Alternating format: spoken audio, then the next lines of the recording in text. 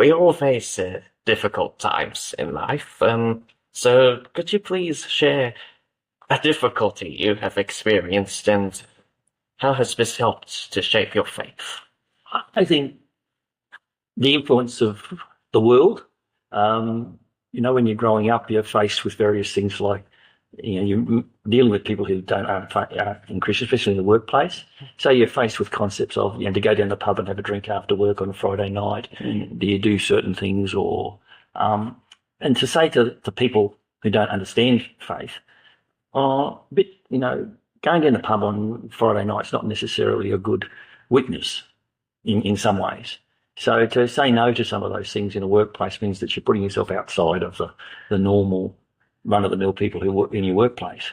And so you always had that little bit of a conflict because you were different. And in most workplaces you find that, if you're the only Christian in a workplace, that's unusual.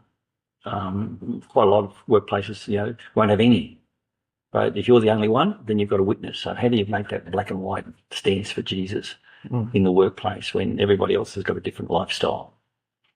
So that was the most difficult part. But in owning up to that, it was interesting that when I finished when the company I was working for was wound up and dissolved and we were retrenched, one of the ladies who'd started work at the same time I did said that during her whole time she was always watching me because I said I was a Christian.